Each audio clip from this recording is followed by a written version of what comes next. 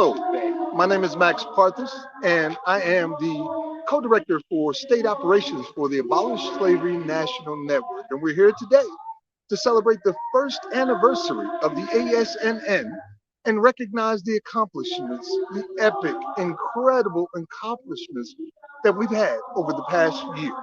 We are a national coalition fighting to abolish constitutional slavery and involuntary servitude in all forms for all people. We envision a United States where all people, without exception, are free from slavery and involuntary servitude, and where all people are protected by their state and federal constitutions. And with that being said, I would like to take this moment to pass the mic, so to speak, over to our lead organizer, Mr. Kamal Allen. He helped to lead the Colorado campaign to abolish slavery in 2008, making them the first state to abolish slavery since 1865. He is currently serving as the lead organizer for the ASNN. Ladies and gentlemen, Kamal Allen. Thank you for that introduction, Max. And it is an honor to be here today serving the Abolish Slavery National Network as lead organizer. The story of this organization, which we call ASNN, is quite a compelling story in my opinion. The Abolish Slavery National Network began as an idea that is much older than itself. The idea that people should live free from the bondage of slavery.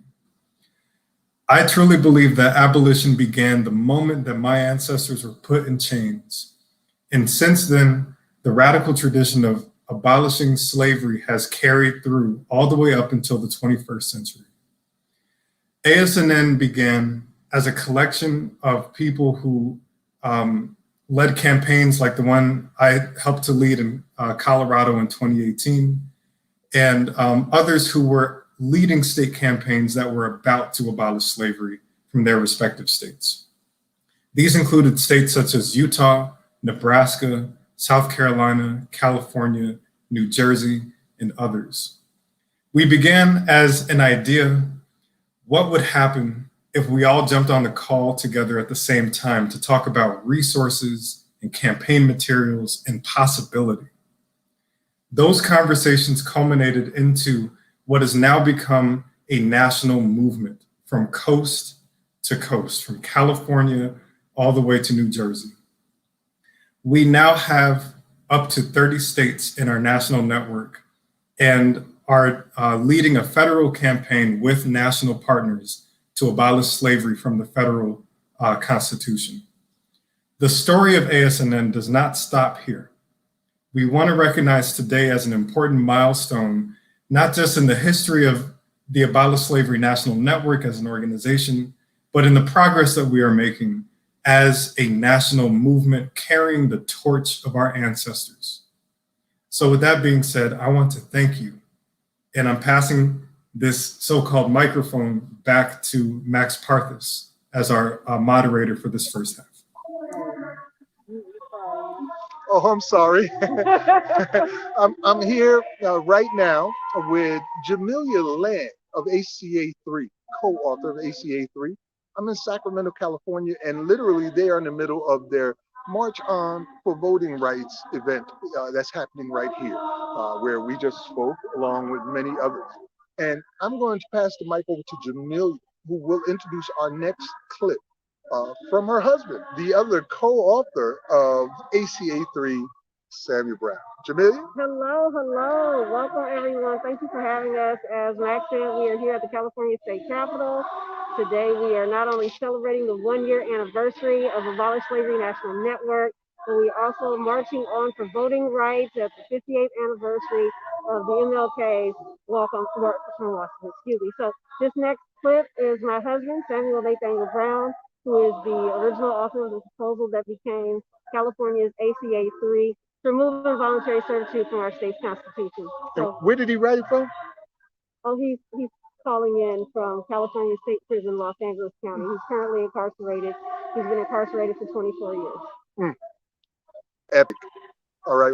Greetings, everyone. My name is Samuel Nathaniel Brown. I'm the founder of the 10P program, co-founder of the Anti-Violent Safety Accountability Project, formerly known as ASAP, and proud member of the Abolish Slavery National Network. And in all humility, merely one of the arms that strives to help hold up the torch that the venerable Reverend Dr. Martin Luther King Jr. has passed to us all. From the slave ship to the prison bus, I have been asked to connect the dots because on one hand, copious amounts of rhetoric have been put forth to stir up controversy over whether or not slavery still exists here in America.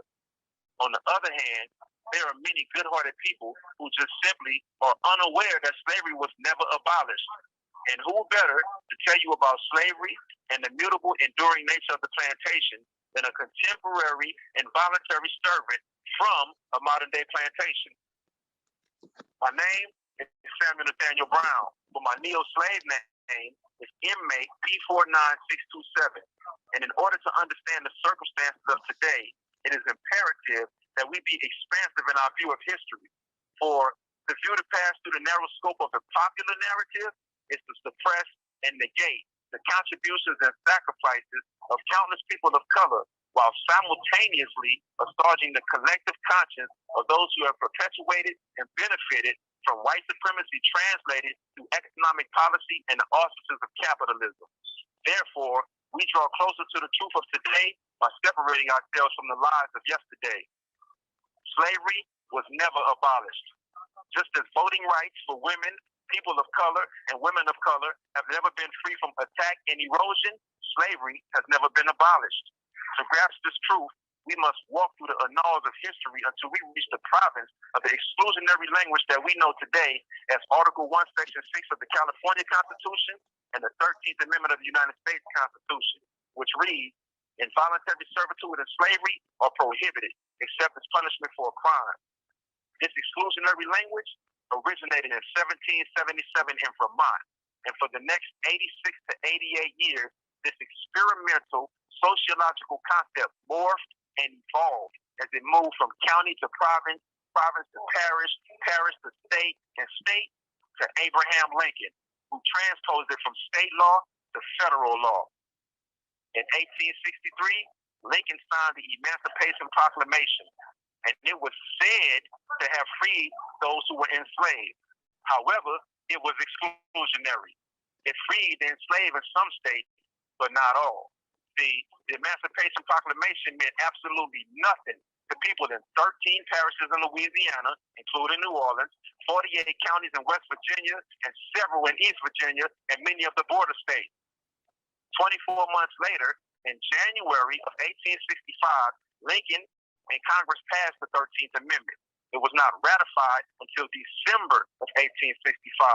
Now, this 11-month gap between the passing and ratification of the 13th Amendment seems innocuous and, quite frankly, irrelevant. That is, until you take into consideration that the black codes were not created until November of 1865. What this means is the exclusionary language was perfected and passed.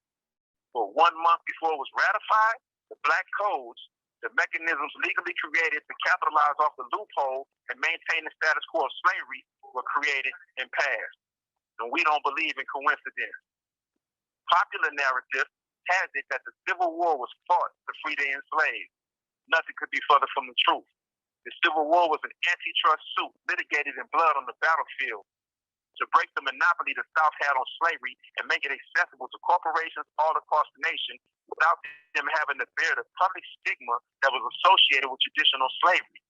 Thus, plantations were removed from public view and placed on prison grounds behind electrified fences.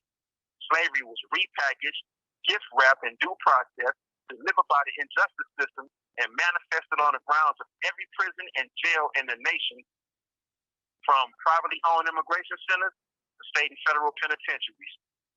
The exclusionary language was provided. The modern-day plantation is the prison.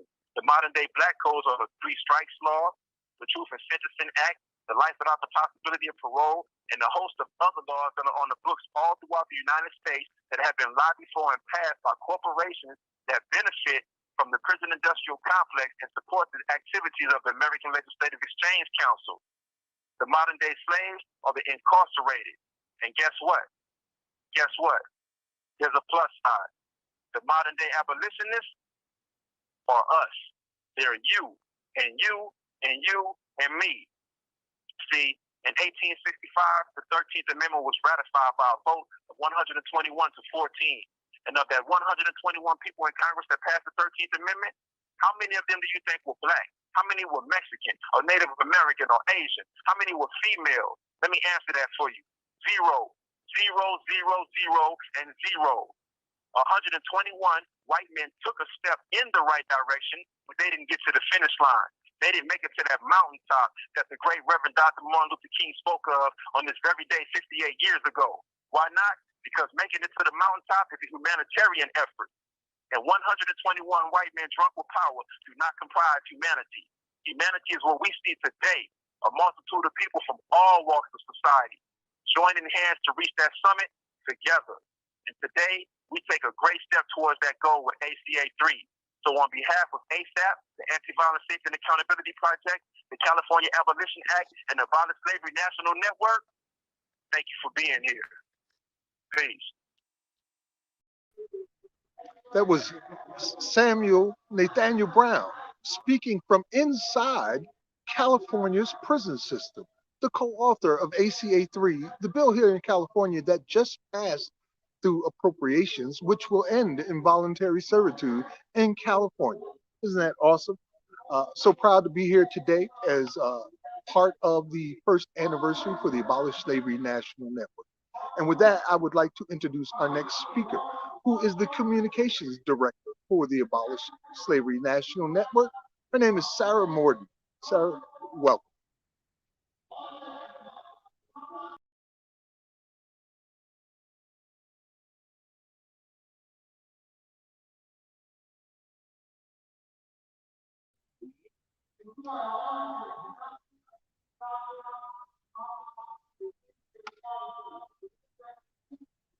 I can't hear.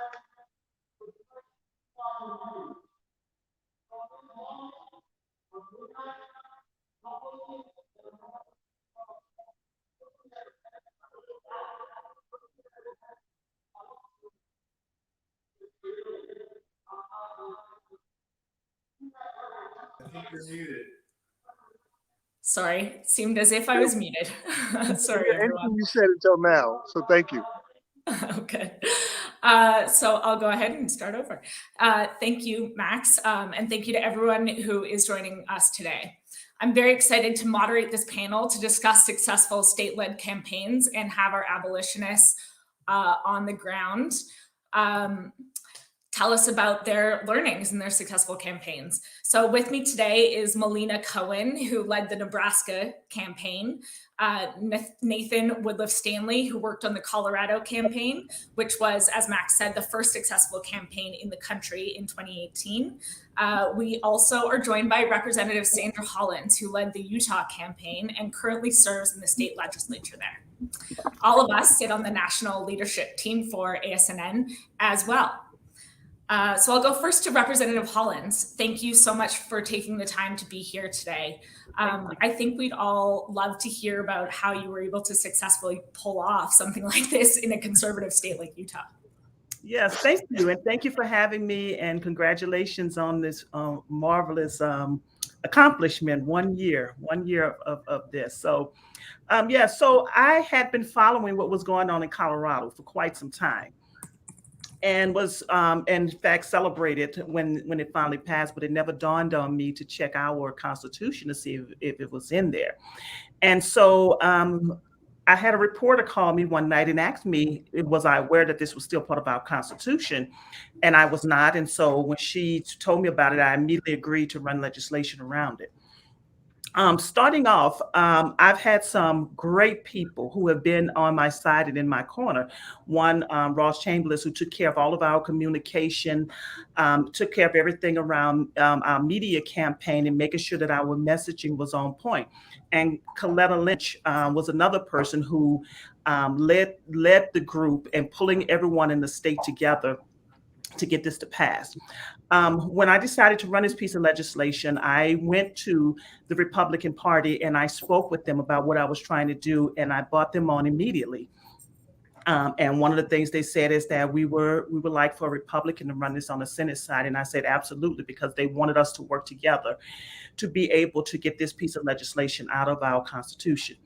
Our messaging around this from the beginning was this language no longer reflects our value as a state. And with that language, I was able to pull together all of these different groups, the NAACP, my sorority, the Deltas, and numerous other organizations, including people in the Republican Party. And we all came together and we will all work together to make sure that this was taken out of our Constitution. And in the end, we were able to get this out. We passed it with close to 80% of the vote. That's awesome.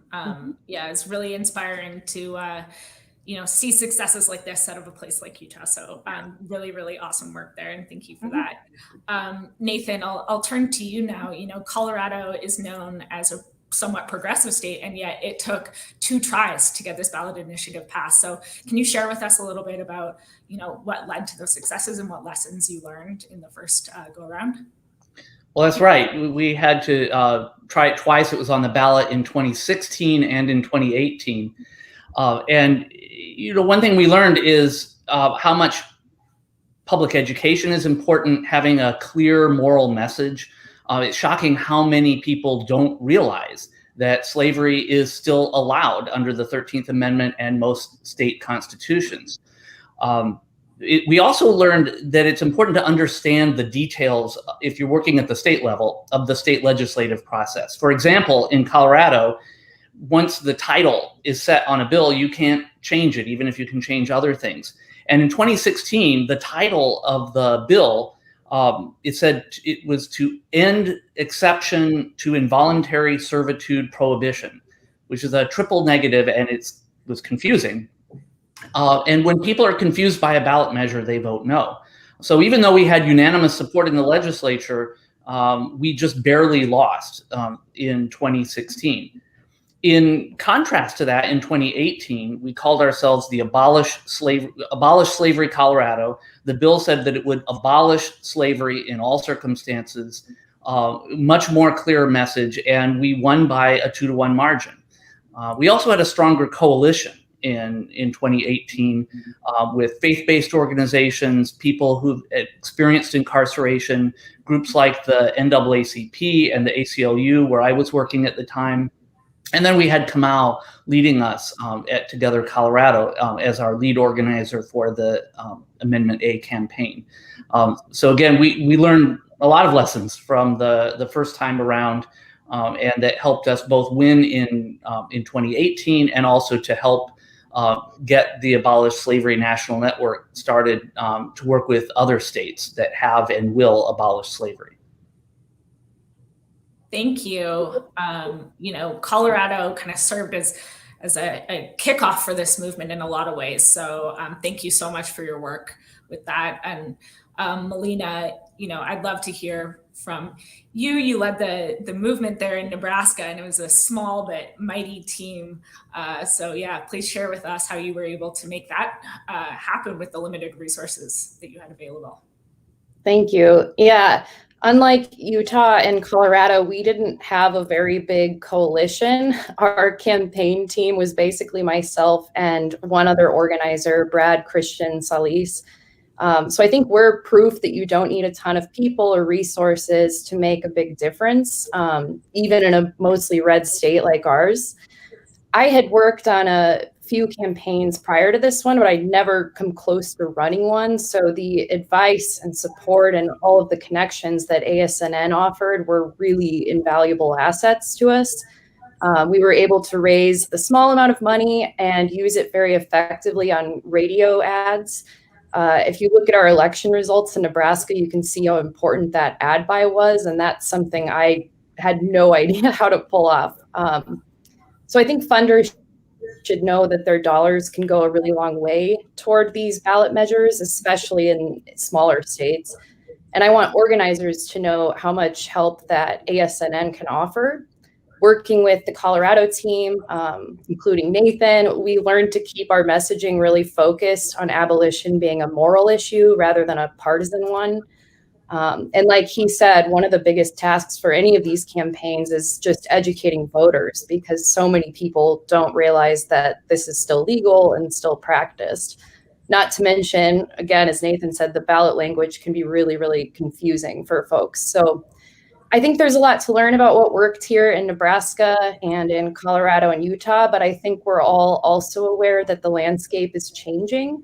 Our early victories have drawn attention to this issue, which is both a good thing in that people are aware of modern day slavery, but I think it's also unfortunately caught the attention of more opposition that we're seeing form in some other states. So we just need to keep being flexible and agile organizers. Thank you, Melina. Representative Hollins, I'd love to hear more from you about any advice that you have for future campaigns. You know, the one advice I would give is, if you're thinking about doing this, if you have this on the book in your state, in your constitution, and you're thinking about trying to take it out, to form your coalition early. Bring people to the table and strategize about how you're going to move forward. So you'll have your foundation in place to be able to help lobby legislators to vote in favor of this. So that's one of the things I would advise you to do, and also to bring on faith-based organization. I can say that they were key into to us moving this forward, because they were able to reach out to their parishioners and bring them in and let them know how important this is and how this no longer fits our values. Thank you. Yeah. And to build on that, and what Melina kind of touched on too, is, you know, the Abolish Slavery National Network is just that. We're a national network of, you know, organizers who are there to provide resources for the state-led operations as well. So, you know, tap us. Nathan, you mentioned you wanted to say something about opposition. Please feel free. Well, yes, we didn't.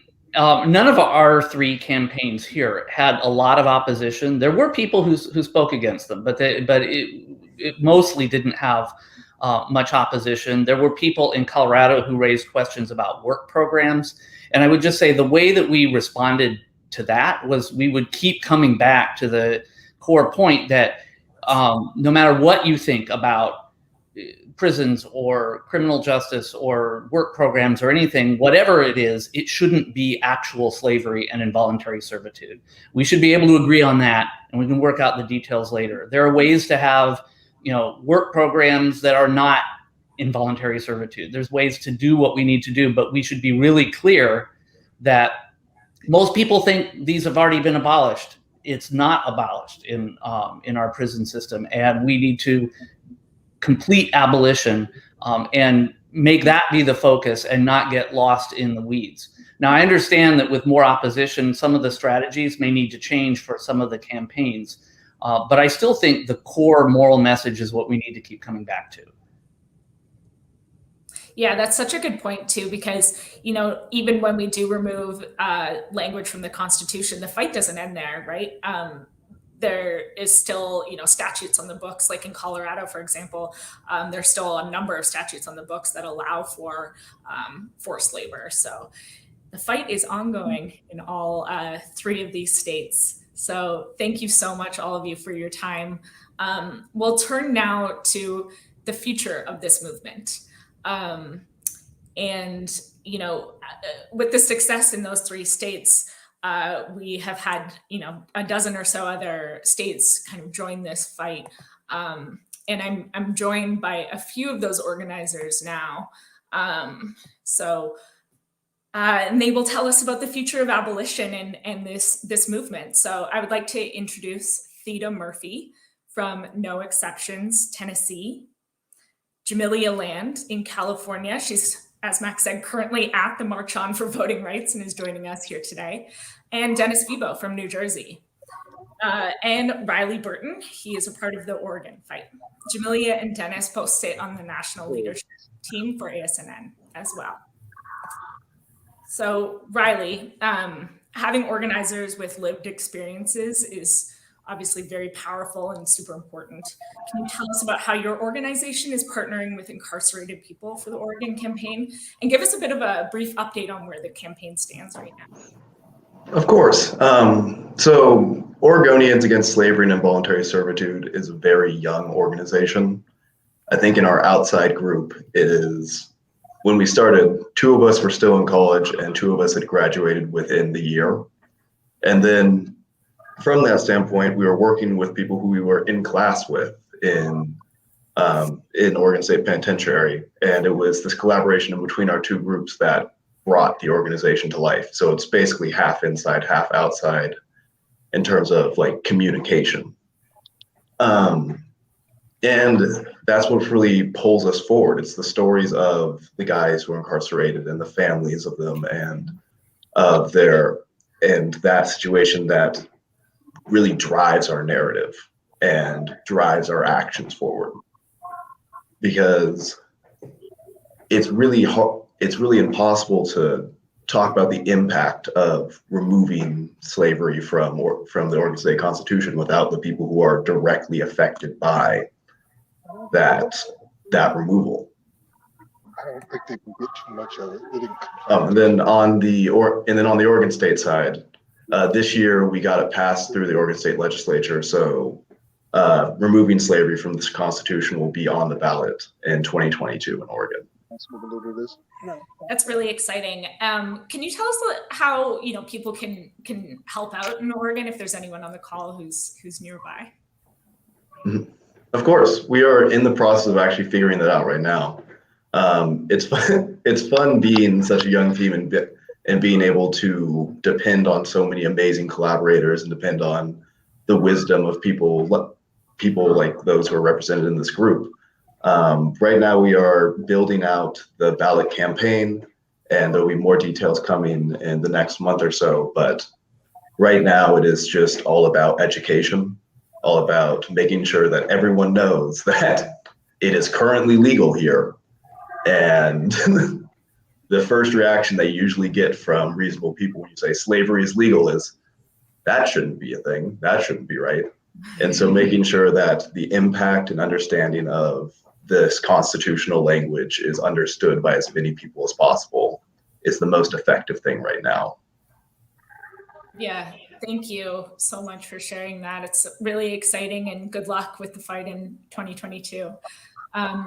Theda, I would love to hear more about how you kind of navigated the opposition that you've had in Tennessee to this movement in your fight. Hello, everybody from Nashville, Tennessee. We started this fight in 2015 and proposing the legislation to remove the exception from slavery from the Tennessee State Constitution. And the state law requires that it be passed through 2 sessions of the state legislature before it goes on the ballot for the people in the state to vote on. So when we first introduced the legislation, we got opposition from the Tennessee Department of Corrections. And their concern was that if this passes, that insiders would not be able to work. And so we had to negotiate with them and talk to them and educate them that most insiders actually want to work. They want jobs. Jobs give them something productive to do while on the inside. It gives them the opportunity to make some money. And it also teaches them skills. They want to learn skills. So once we finished, explaining this to the people at the Department of Corrections, they asked us to make some changes to the language of the bill to explicitly state that any insider who wants to work can work. And once we did that, we did not really get any opposition from any legislators, even though this is a very conservative state. It's a very deeply Republican and very red pro-Trump state. And so we got it through the 2 sessions last year. So now we are getting ready to do our statewide campaign. And as people have said, as many people have said, there are so many people who don't even know that slavery has not been completely abolished. And even in a conservative deep red state like Tennessee, most people don't believe that should still be going on. Tennessee is poised to be the first of the former Confederate states to take this out of their constitution. So even in this former Confederate state, the feeling among people now is that slavery should not be a thing. It should not be a legal thing, and it should come out of the Constitution. So, we are preparing our campaign now. We are being extremely careful in our planning because we don't know what the opposition will be. But we do know that most people, the sentiment among most people, even the most conservative Southern Republicans, is that slavery should not be a thing in Tennessee. Wow. I'd love to hear a little bit about how you're preparing for opposition without necessarily knowing what it's going to be. We had, there were a few weak arguments that came up during the last few days of the debate on the bill in the legislature. And the things that came up were about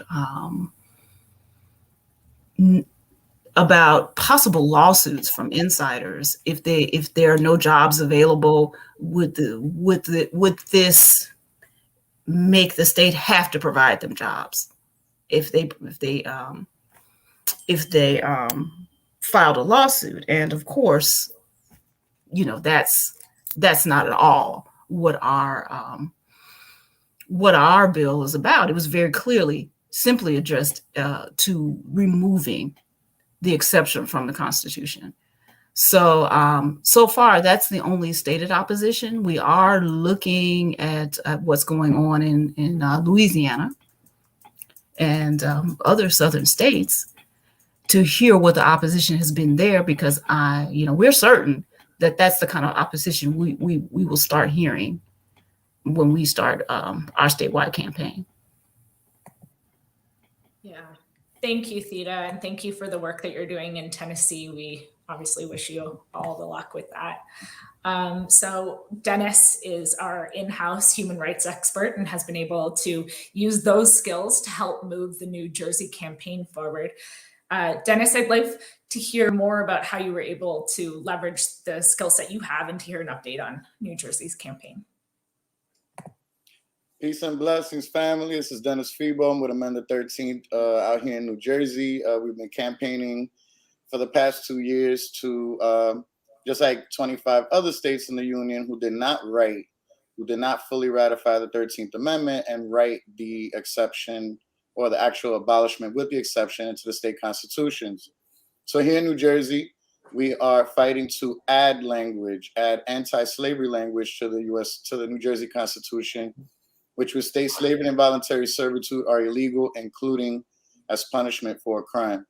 Our bill here in New Jersey was born in Hudson County Corrections. That's where I've been working for the past 10 years with our incarcerated community members. And we talk about civic participation from behind the wall. And myself, along with maybe about 60 other incarcerated individuals, came up with a proposal, which we gave to the New Jersey Legislative Black Caucus, who proposed SR 96 and ACR 145, the bills to amend the New Jersey Constitution to permanently abolish slavery. As we started pushing, as anybody else is doing the work, you can hear either ignorance, that people don't know what's going on, or you can hear fear in regards to what would be the solution to what's already proposed. Now, we know and understand that a lot of what's been going on in regards to justice in the United States and many of our states are very old and archaic codes that were rooted in racism, that were rooted in disenfranchisement from the vote, that were rooted in economic disenfranchisement, and have fast forward led them to what we have today. And the more I kept hearing opposition, kind of like struck me that it wasn't evident that it was a human issue, like an ethic, moral issue, that we have the ability as a community or as a state or as governments to take a human body, to propertize that body, to profit off of that body, whether it be through labor, whether it be through warehousing, et cetera, et cetera. There are so many ramifications to what the exception clause has caused upon the justice system, but the main one deals with dehumanization. We know that the Universal Declaration of Human Rights, Section 4 states that slavery is abolished in all of its forms. So if international law, which is derived from natural law, what we call the law of God, a law that every single judge, prosecutor, police officer, anyone in law enforcement swears upon on oath in order to execute their duties. We know here we're missing a big part of that component, and that is that whenever we encounter justice, especially when there's a conviction of a crime, we are dehumanizing in law. We are propertizing the body in law.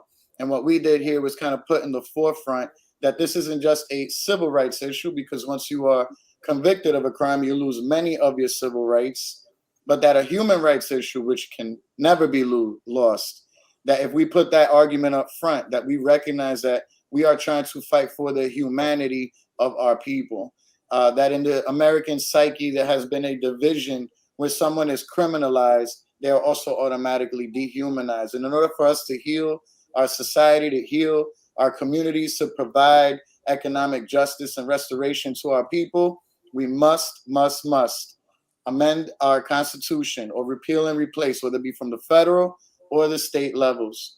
So being that here in Jersey, we passed both committees and we've had our public hearing, we are awaiting the general votes, which if they pass before January, we will be on the ballot for 2022.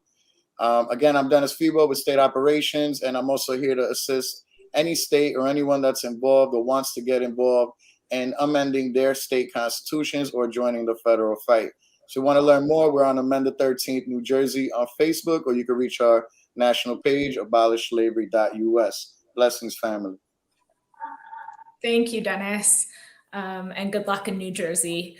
We'll go now to Jamelia, who is, on the ground there in California. Jamelia, can you tell us a bit about what's going on in California? I know it's a bit of a complicated ballot process there, so I'd love to hear an update from you. Well, hello, everyone. I want to say hello to my brother, Dennis. Hey, Dennis. And everyone else at Abolish Slavery National Network, all the other orgs that are on. So today we are out at the Capitol. We're kind of multitasking here. Not only are we celebrating the 1-year anniversary of Abolish Slavery National Network, we are also celebrating the 58th anniversary of the March on Washington. So we are here in California at the state capitol, where our own Max Parthas spoke. He was our keynote speaker, and it's just been an amazing day. And so we've got one heck of a week. So ACA 3, the California Abolition Act, the original proposal for it was written by my husband, Samuel Brown, who is currently incarcerated at the California State Prison, Los Angeles and Lancaster. In December, our wonderful, she was in the Assembly member, Sydney Kahnmager, introduced it. And then June, we passed unanimously through the California State Assembly's Public Safety Committee. And I'm proud to announce just 3 days ago, we passed through the Assembly Appropriations Committee. And so we are on our way to the floor for a floor vote. And then we will have to repeat the process on the other side, on the Senate side. But we are looking really good. We are on track to have this on the November 2022 ballot.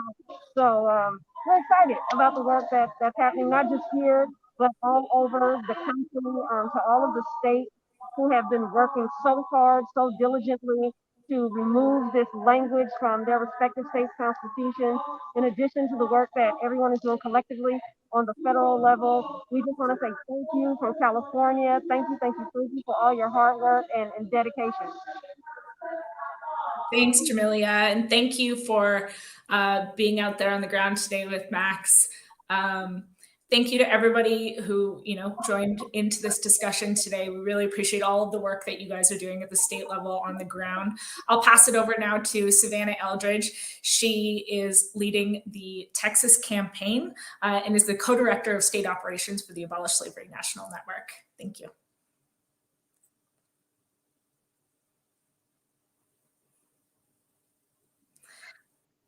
Hello, my name is Savannah Eldridge. I am the co-director of state operations for ASNN and also the co-founder of CAST.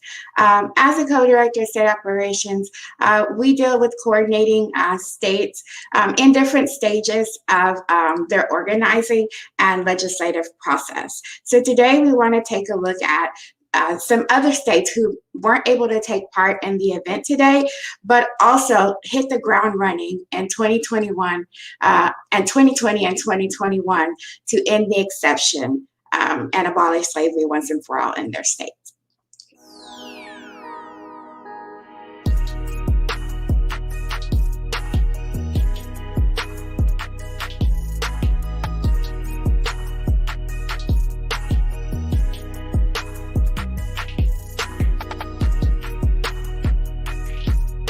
Constitution is a document that forms the basis of what we value as a state and is a guide for taking those values and turning them into laws. Simply put, I do not believe that slavery or involuntary servitude is something we value as Ohioans, and it is why I believe this exception should be removed.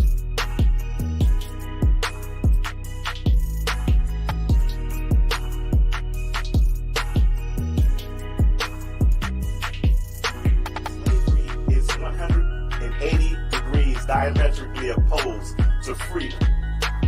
Freedom is about health and wellness and treating human beings with decency. Slavery is about subjugation, putting people in a condition of torture and trauma and vengeance and retribution.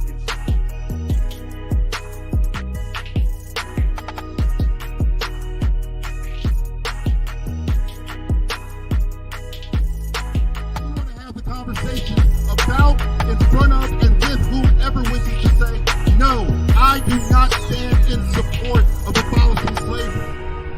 Black, white, brown, I want to have the conversation with each and every one of you. When asked the question, do you support the abolition bill? I want to be there when you say anything other than yes, absolutely. Slavery is an absolute evil, and it must be addressed with equal immediacy and without any exceptions or any exceptions.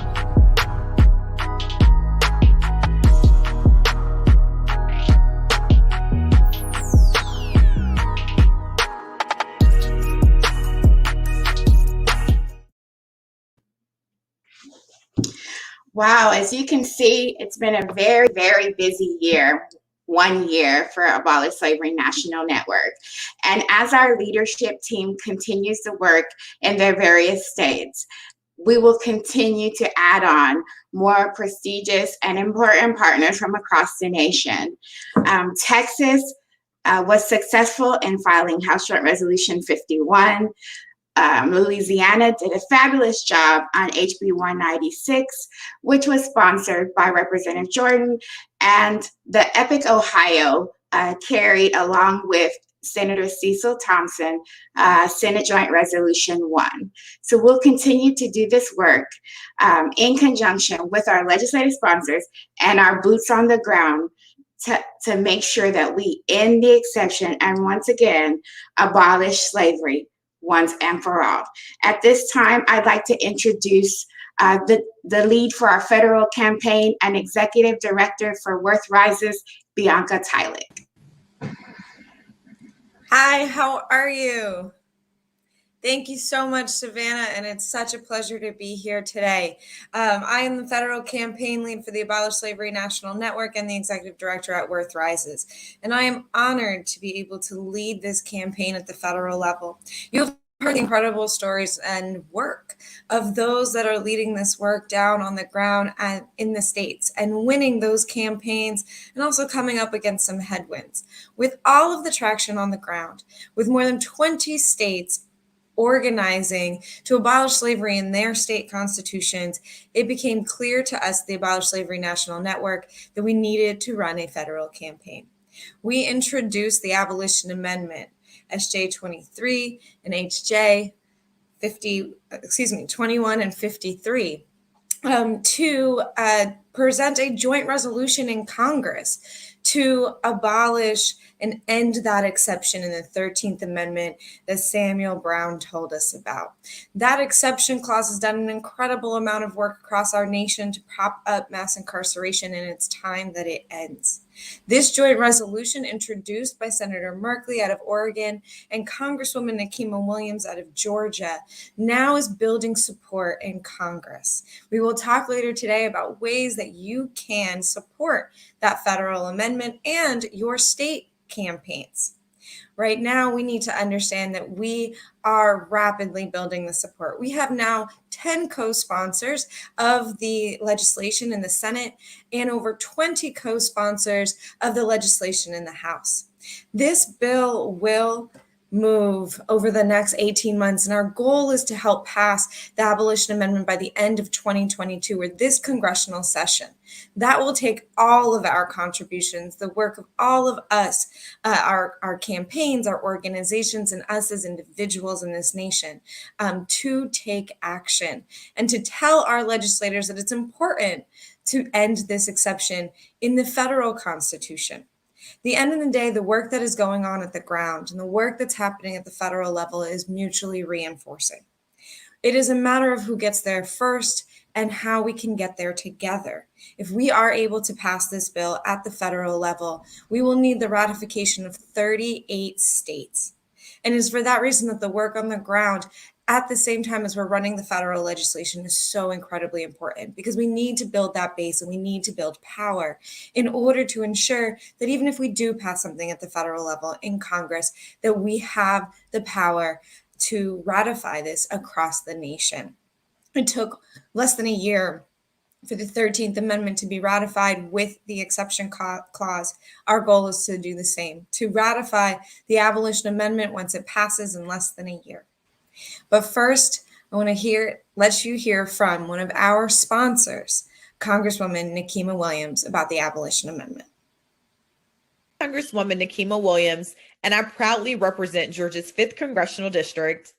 It's so good to be here to celebrate Juneteenth with all of you, my co-conspirators for justice, just 2 days after President Biden established Juneteenth as a federal holiday. As we celebrate the emancipation of enslaved people, we must now end slavery once and for all in this country. Senator Merkley and I are doing just that by introducing the Abolition Amendment. Our bill repeals the exception in the 13th Amendment that makes slavery legal as punishment for a crime. Y'all, I'm confident that we will pass the Abolition Amendment. We're in a period of reckoning with our country's history, and unfortunately, a lot of that history is marked with racism and systems of oppression. During this time of reckoning, people are rightfully demanding that we create a more just and equitable country, and eliminating the slavery clause will do exactly that. Voters in states are overwhelmingly passing amendments to their state constitutions to make the changes proposed by me and Senator Merkley, including the very red states of Nebraska and Utah. And now in Congress, we'll lead the way and finally abolish involuntary servitude in America. On Juneteenth, I recognize that I'm not just working to pass the Abolition Amendment for future generations. This work honors my ancestors. For centuries, they prayed, they struggled just for their freedom. And for far too many, that freedom never came. And now, I'm literally living my ancestors' wildest dreams, serving as a member of the United States Congress in a building literally built by the labor of enslaved people. As I finish, I want to leave you with the words of my friend and predecessor, civil rights icon, John Lewis. Congressman Lewis said, when we see something that isn't fair, that isn't right, we have to speak up. We have to do something. We have a moral obligation to find a way to get in the way. All of us here today, y'all, we're getting into that good trouble that John Lewis spoke of. I want to leave today's program with you with a renewed commitment by me and you to continue to build a better country for justice and equality for all. Thank you so much.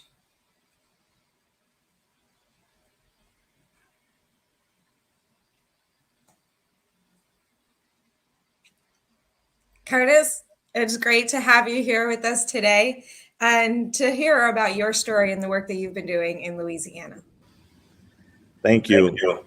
My name is Curtis Davis. I'm the Executive Director of Decarcerate Louisiana, the author of Slave State, Evidence of Apartheid in America, and an ex-slave. I served 25 years, 9 months, and 11 days in Louisiana State Penitentiary, better known as Angola. I want to give you some third eye imagery about this place. Angola is a slave plantation today, and it was a slave plantation in the 1800s. It was a slave breeding plantation, and it's known as Angola because that was the place that they brought most of the product from the slaves from Southern Africa, from the country known as Angola now. And I came there in 1990, accused of a murder that I didn't commit. And I was arrested in Compton, California. And it was like, they put me on an airplane, brought me to Louisiana, and shipped me to this place where it felt like I had gone back in history about 200 years. Angola is literally the size of Manhattan, New York. They develop every staple crop known to man. They have ethanol processing for corn. They have cows, chickens, a crawfish farm. There's a private landing strip there that allows all of the big wigs from across the United States to come and stay the night at what's known as the big house, like in the slavery days. It's the warden's home. We've had justices from the Supreme Court fly in. It's a no-fly zone, so they have extremely private meetings there.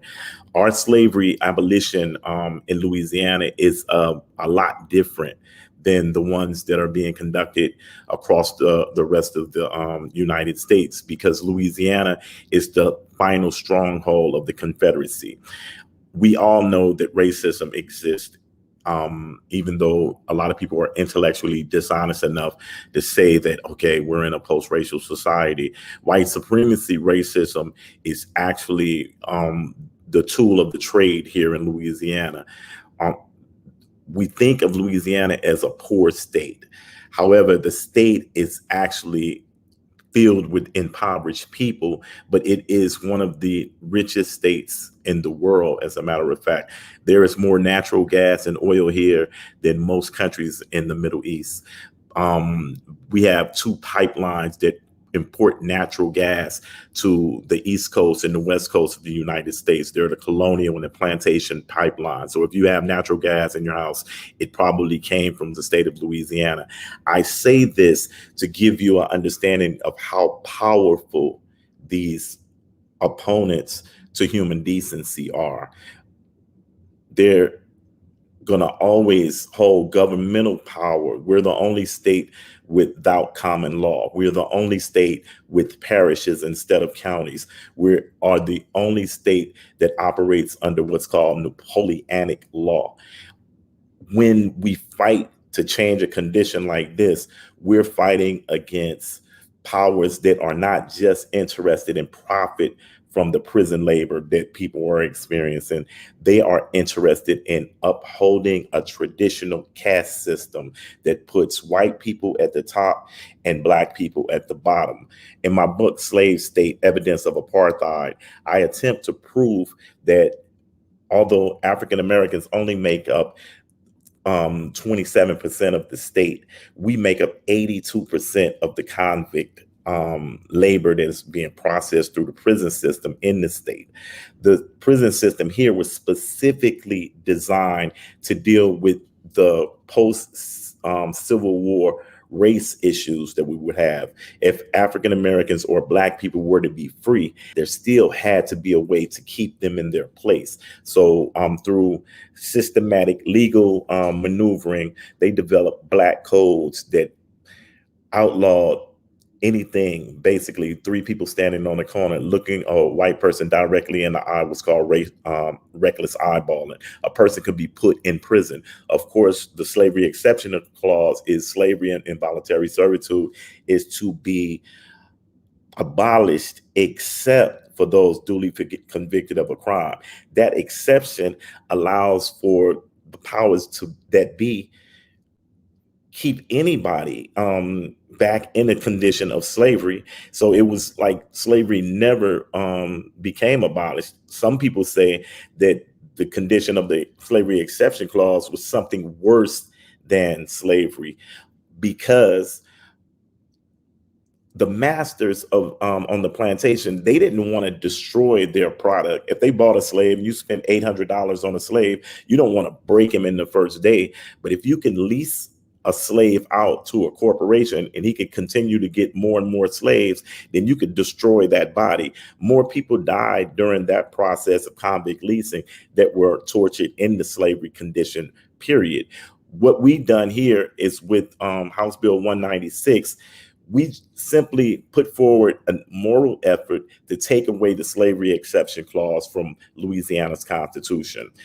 One of the representatives stood up in committee and said, this is the most dangerous legislation of this year's session, because he understood that this attacks our way of life. This attacks our condition and how we can continue to keep this group of people in the type of check that we need them to remain in. So when dealing with the slavery exception clause and removing this in the state of Louisiana, we're going to need a whole lot of help. We need your minds. We need strategy. We need you guys to really understand, though, that this is the lifeblood of Louisiana.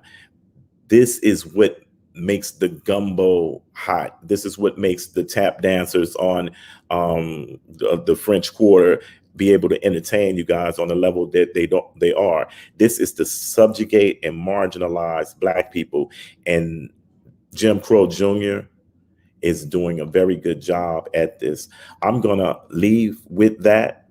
I wanted to talk about picking cotton in Angola. I wanted to talk about the trauma of going through this slavery condition that we call prison, but it's emotional, it's painful, and I don't even think you really want to hear about that right now. We want to deal with a strategy that stops the dehumanization of people, period, and come up with some solutions to our crime problems in the United States that are probably in the best interest of those who own these prisons or profit from these prisons in the first place. So I want to end there and introduce our next speaker, who is, and I'm sorry, Georgia. We ain't learned shit because history keep repeating. Power of the pen, the ballot, our voice, there's no defeating. Trust our hearts, know our souls, the enemy will be retreating. Alec laws, slave patrols, future plantations, you through eating and killing people and destroying families and setting up systems of slavery. 3 strikes, war on drugs, over 2 million incarcerated. This just didn't came to be through strategy and lobbying, lying and conspiracy. Anything you can think of to stop our prosperity. Worse than injustice. This just plain out evil. Turn a blind eye because it's not your people. Injustice anywhere is a threat to justice everywhere. That's what kings say. Mandatory minimums, plea deals of death, no due process coming your way. Trials are just scenes on TV that acts perform a play. Take 3 years or risk 30.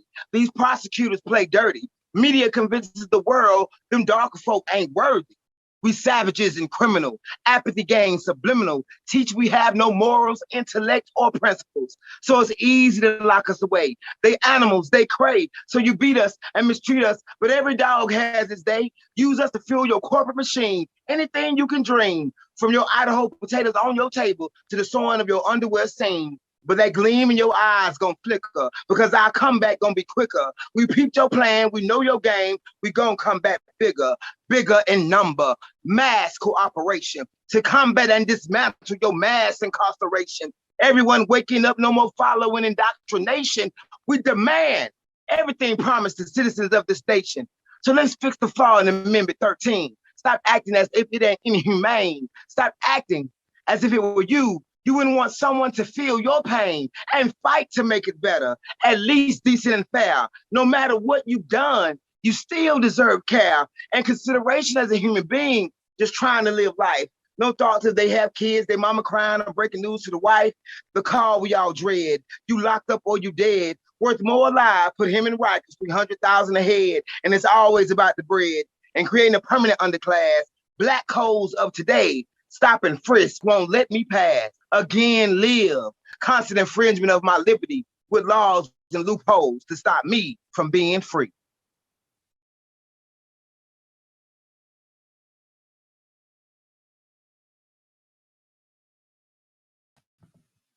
That was powerful. That was a poem written by the poet, actress, producer known as Georgia Me. And we were honored to have this pre-recorded session with her because she wrote this poem just for this occasion.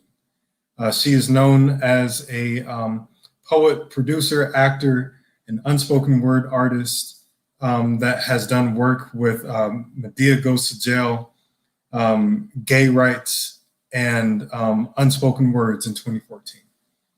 So with that being said, it is an honor to initiate this closeout with our federal campaign lead and executive director of Worth Rises, Bianca Tylick. Bianca, please tell us what we're doing on stage right now. I'm very excited about this next part. Hey, Kamau, I'm so excited. It's time to actually take action, right?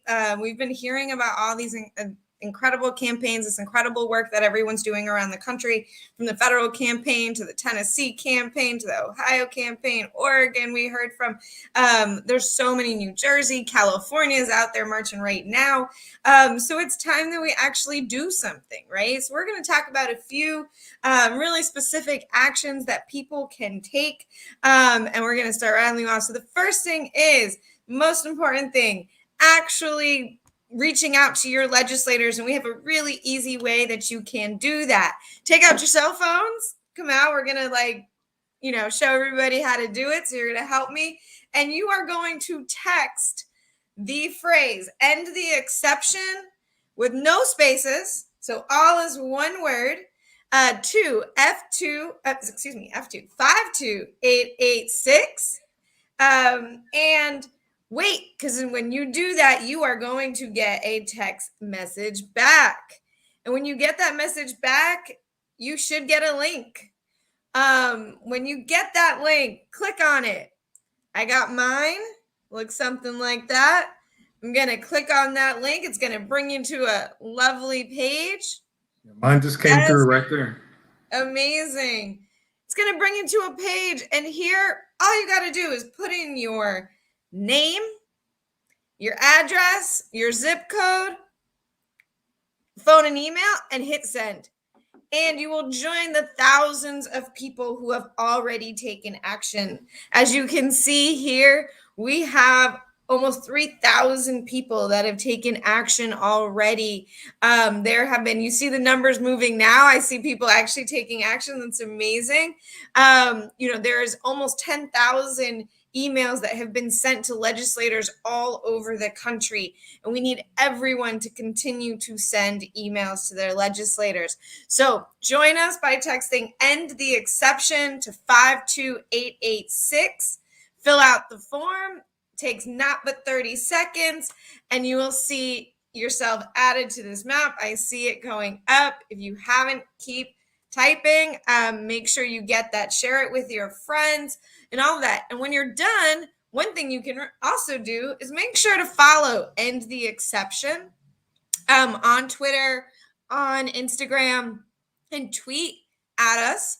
Tweet using the hashtag End the Exception, and share this link, share this call to action with your friends. You can go to endtheexception.com. You will get there just the same, and share that link with all of your family and friends. And in fact, this next weekend, a week from today, we are going to be celebrating Labor Day weekend. Labor Day is a really important time to be celebrating the work of labor organizers, labor rights organizers around this country for their decades of service. As we know, we're here talking about slavery still in prisons. And so labor rights are really, really far behind, obviously, for those who are incarcerated. And so Labor Day is a great time to sit down and really talk to your friends and family, especially if you're having a cookout or some other kind of festivities, and to talk to people and get them to take action. In fact, at endtheexception.com, you can register to host a End the Exception cookout for Labor Day. There is a really great guide that helps you guide a conversation.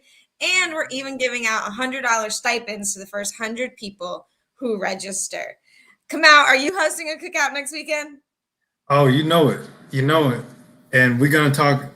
We're going to talk about this right here because this is good and necessary work. Please bring this up. This is definitely a conversation that gets a lot of people going, and a lot of people don't always realize that slavery is still in our Constitution. This is your chance to really bring this up. So I will be talking about this with my family and with my friends. Amazing. So in addition to texting the exception and to hosting a cookout next weekend so that your friends can also take action with you, following us on Twitter and on Instagram at End the Exception, there's one more thing that we're going to ask you to do, and that's to donate. Abolish Slavery National Network is led largely by volunteer efforts. And yet there's a lot that the organization needs to do and needs resources for in order to support all of these grassroots campaigns in their states and also the federal campaign. So we're going to ask you to go to abolishslavery.us, where you can make a donation to support work to abolish slavery in our nation. And we are incredibly grateful for gifts of any size. All sizes, every dollar, every penny is incredibly helpful and goes to supporting the incredible work of organizers around our nation who are working to finally and truly abolish slavery and involuntary servitude for all. Absolutely. Thank you so much, Bianca. I'm looking forward to taking action and continuing to take action on this. And I'm looking forward to seeing all of y'all take action on this as the public. So thank you, everybody. This concludes our time together celebrating and moving forward together 1 year's worth of work of Abolish Slavery National Network, carrying the torch of centuries worth of work into freedom and into liberty. So thank you so much, everybody.